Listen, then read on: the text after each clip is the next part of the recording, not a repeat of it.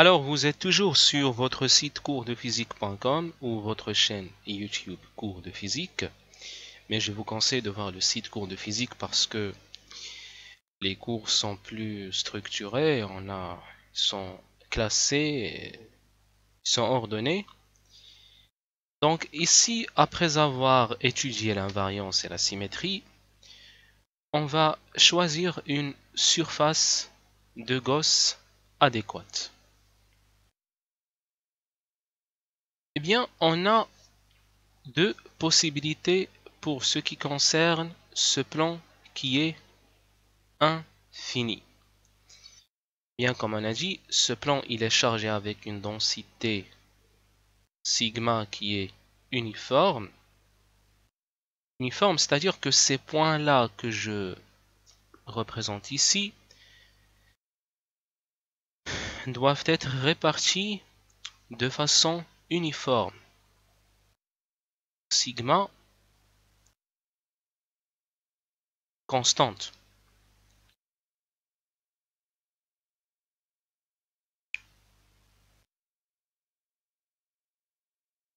N'oubliez pas que mon plan il est infini. Maintenant, on va choisir la surface de Gauss. Donc normalement, pour ce qui concerne la surface de Gauss, il faut remarquer que on peut trouver la surface de Gauss en utilisant l'invariance. C'est-à-dire, il faut voir comment les variables, il faut voir en effet l'objet que peut tracer les variables que vous avez.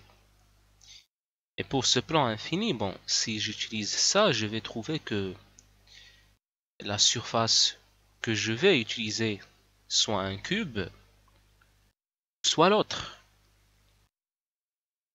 Donc, je peux utiliser un cube. Là, ça c'est un cube. Ou je peux utiliser cela. J'ai oublié le nom de celui-là. Donc, soit un cube, soit celui-là. Mais je vais ajouter des calculs supplémentaires. Donc, de cette raison, je vais tout simplement utiliser un cylindre.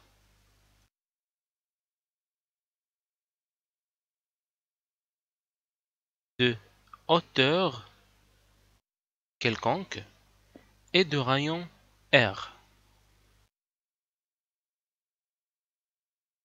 Donc voici mon cylindre.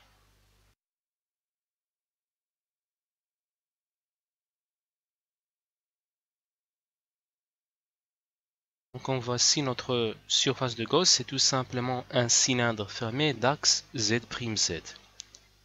Bien sûr, le cylindre, puisque la surface de Gauss elle est fermée, bon, bien sûr c'est un cylindre qui est fermé. Alors, on peut remarquer que ce cylindre, en effet, il va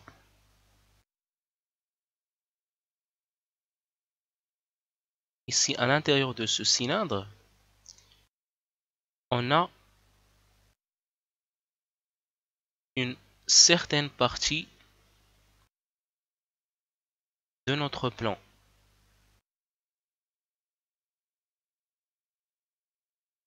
Voyez-vous bien que à l'intérieur de ce cylindre, il y a un disque qui fait partie de notre plan.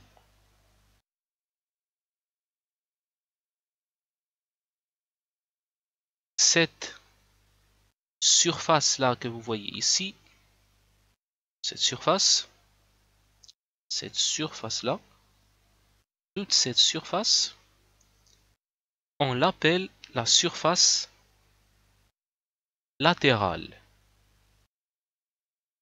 Cette base qui est en haut, cette base-là, puisque je la vois, elle est en haut, eh bien on va l'appeler la base supérieure.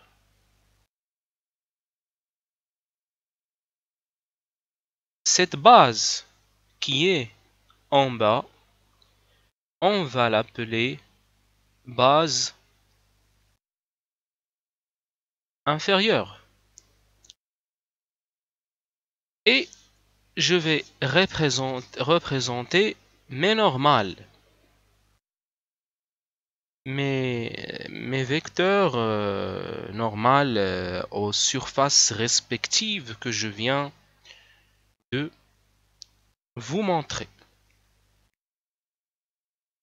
Les normales, je ne sais pas si je dois dire les normaux ou les normales. Je dois dire les normaux peut-être.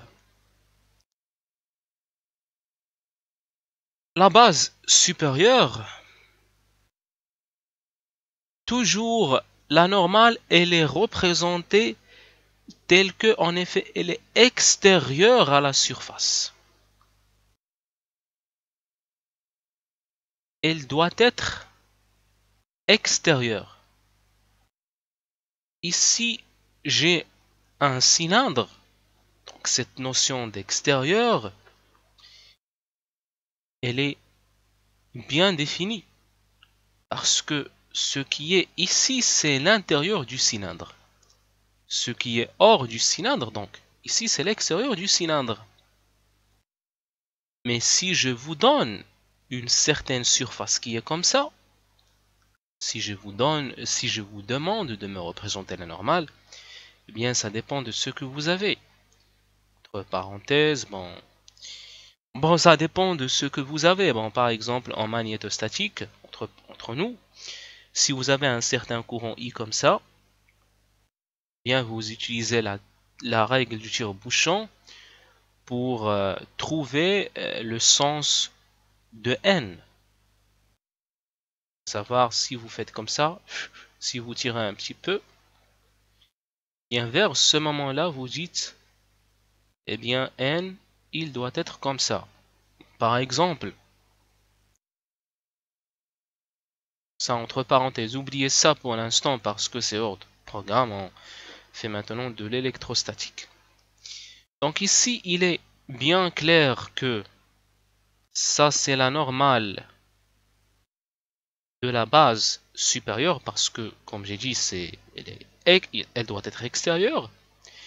La faute que commet des personnes, des gens, c'est que, en effet,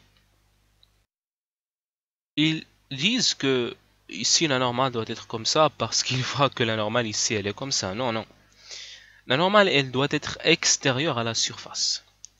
Donc ici, on va dire que ça c'est la normale de la base inférieure. Bon, elle doit être extérieure à la surface et perpendiculaire. Bon, bien sûr, on parle de normale. Et ici, par exemple, si je veux représenter la normale, bon, en quelque sorte, je peux dire que la normale des bases, elle a une direction constante. Par contre, la normale de la surface latérale, non. Par exemple, en ce point-là, je peux dire que ça, c'est la normale de ma surface latérale. Ici, quelque part, bon, voilà, je représente un petit cercle qui est là. Ici, bon, une certaine origine là, par exemple. Ici, la normale, elle doit être représentée de cette façon-là. Donc, une autre, donc ça c'est la normale à cette surface latérale. Bien sûr, elle est perpendiculaire à la surface. Ici, la normale, elle est de cette façon. Et ainsi de suite. Et bien entendu, ce que je viens de représenter ici, ce qui est en rouge, en toute simplicité, ce sont la somme des charges à l'intérieur de notre surface de Gauss qui est fermée. Donc si je considère que cette sigma constante est supérieure à 0, eh bien on a un certain point M qui est là. Le champ E en M, il est forcément comme ça. Il s'échappe parce que elle est positive. Et ici, il est comme ça.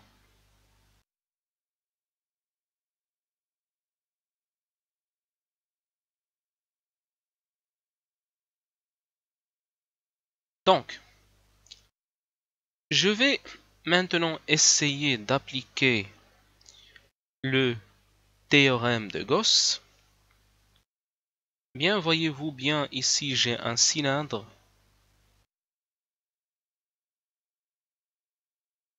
fermé d'axe Z', de base S. Donc, le flux élémentaire égale le flux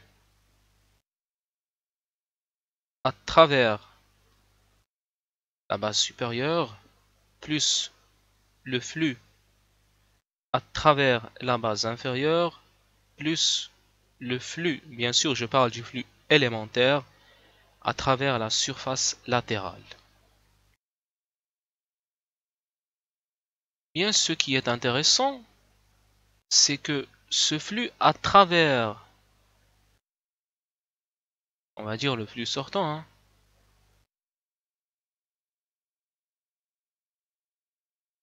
à travers la surface latérale, il est nul directement. Pourquoi? Eh bien car E, il est perpendiculaire à la normale de la surface latérale. Eh bien ça, il est assez clair parce que, puisque en M il est dirigé comme ça, voyez-vous bien comment il est. Il est de cette façon-là. Alors si je représente les lignes de champ, eh bien à un certain moment, je vais... Bon, d'abord je cherche mon crayon. Où il est mon crayon? Est-ce que vous l'avez emporté? La téléportation quantique. Il s'est téléporté. On le voici. Donc si je représente dans chaque partie de l'espace les lignes de champ, je vais avoir quelque chose comme ça. Donc je vais tout dessiner pour bien voir les choses. Eh bien, j'ai représenté les lignes de champ, donc on peut en effet peindre tout, on peut même remplir notre cylindre, mais remarquez que comment j'ai pointé ici le champ E et ici. Donc ici on voit bien que le flux il est nul à travers cette surface qui est latérale. Donc le champ E il sort à travers la base supérieure et la base inférieure. Il est en effet, il sort de façon maximale, tout entier. Pourquoi? Eh bien tout simplement parce que E, il est parallèle à ces deux normales là. Alors je vais dire que, donc, par exemple pour ce défi BS, je vais dire que c'est E en M. Eh bien je vais appeler ce point par exemple M', désolé, normalement je dois l'appeler M' et pas M, juste pour plus de précision. Donc E en M, ds base supérieure, parce que ça c'est M, CDS base supérieure, il suit la normale de la base supérieure, et j'ajoute ce défi de la base inférieure qui est E en M, ds base inférieure, la normale à la base inférieure. Bien entendu, ce n de bs, il coïncide avec mon vecteur k. Attention, mon vecteur k, il est toujours comme ça, que vous soyez là, et que vous soyez ici. Il est fixe. Alors, on va dire que la normale de la base supérieure, donc attention, ça induit à l'erreur. Il y en a des gens qui disent, eh bien, celui-là plus celui-là, ça va donner 0. Mais attention, il faut juste appliquer les relations telles qu'elles sont. faut juste partir pas à pas. Donc la normale de la base à la base supérieure, c'est K. Il coïncide avec celui-là. Mais par contre, la normale de la base inférieure, c'est moins K.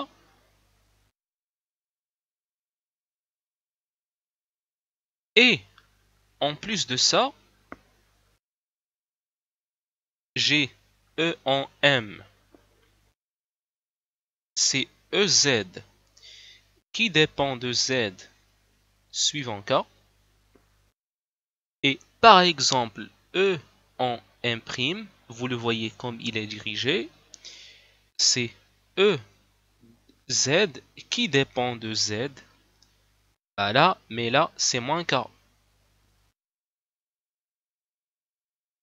Parce qu'il est comme ça, bon, ça c'est physiquement, je sais qu'il est là parce que on a considéré que sigma est positive. Donc à partir de ce moment-là, je peux dire, donc je vais remplacer ici, je vais dire que défi cylindre, c'est la composante EZ qui dépend de Z suivant K. Donc, désolé encore, normalement ici je dois faire M'. M'. Désolé, désolé, désolé, désolé, désolé. Donc M', ds, donc normalement, bon, scalaire, voilà, moins EZ qui dépend de Z, K, ds, point, moins K. Le moins avec le moins va donner plus. Et je vais trouver que ça, c'est 2 EZ qui dépend de Z multiplié par ds.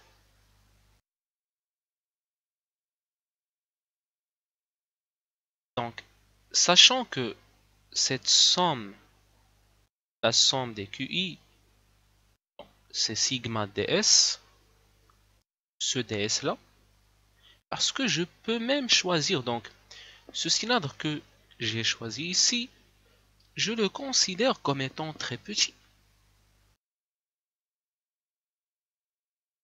Donc ici j'ai ds. Eh bien, je vais dire que la somme des charges qui sont à l'intérieur, c'est tout simplement sigma multiplié par ds.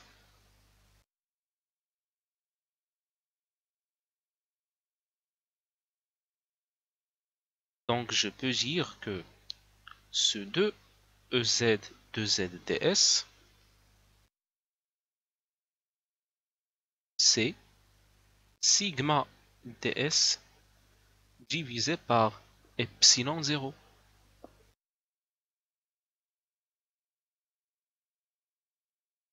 Donc, ce ds là qui est là, ce ds va disparaître avec celui-là.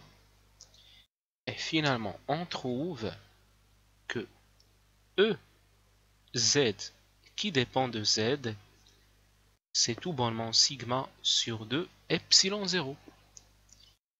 Et finalement, on trouve que E en M d'un plan infini, c'est sigma sur 2 epsilon 0 suivant EZ. Et j'encadre hautement ce résultat.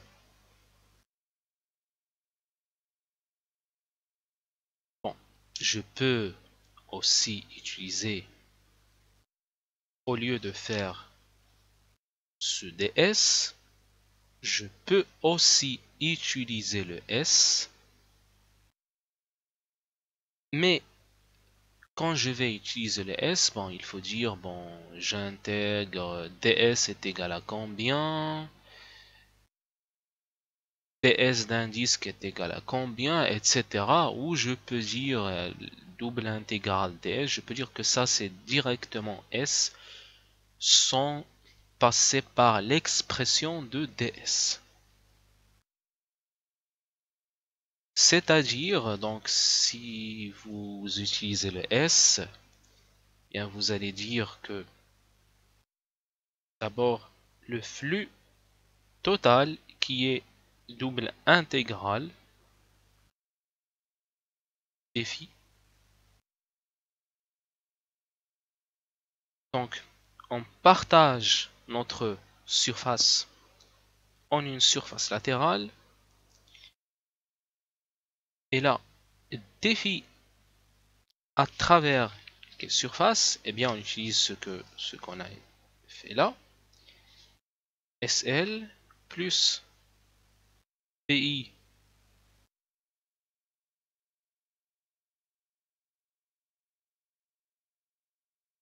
nul. Ici, je vais dire ici E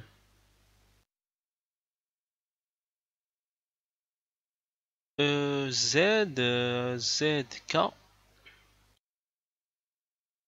TSK. Bon, ça c'est celui-là, hein. Ça c'est celui-là, et celui-là c'est. Donc ce moins avec ce moins, ça va donner ce moins avec ce moins avec ce moins, ça va donner plus.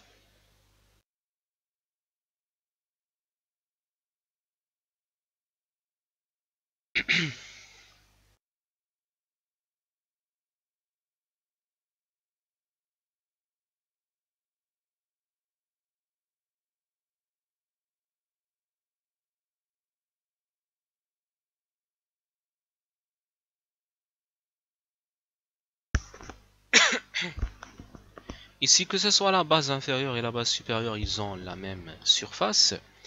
Et en plus de ça, on a bien ici EZ de Z, il est constant sur chaque disque distinct. C'est-à-dire que ici, le champ E, il est constant, hein, à cause de l'étude, parce qu'on a étudié l'invariance, etc. Donc, il ne dépend que de Z. Je peux le faire sortir de cette intégrale.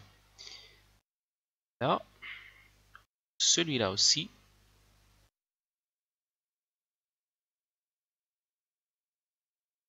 Eh bien, ça va donner. Ça c'est S, ça c'est S. Ces deux S, EZ qui dépendent de Z est égal. À partir de ce moment-là, si j'utilise S, je vais dire que la somme des charges c'est sigma fois S. Alors je vais dire que c'est sigma fois S divisé par epsilon 0. Le S va disparaître avec le S. Donc ça ne dépend pas de la surface qu'on peut choisir. Vous pouvez même choisir 2S, 4S, 10S, 20S. Vous pouvez faire ce que vous voulez. Vous pouvez même englober tout le cylindre infini. Parce qu'infini c'est physique, c'est pas mathématique. Donc et vous trouvez le même résultat. Merci pour votre très grande attention. J'espère que cette application pour ce qui concerne le champ créé par un disque, par un par un plan infini et qu'est-ce que je viens de dire? Bon, j'ai dit merci pour votre très grande attention. J'espère que cet exercice était assez clair. Donc on a vu donc le plan des applications qu'on va voir. Donc on va voir plan infini, disque infini et sphère après. Au revoir.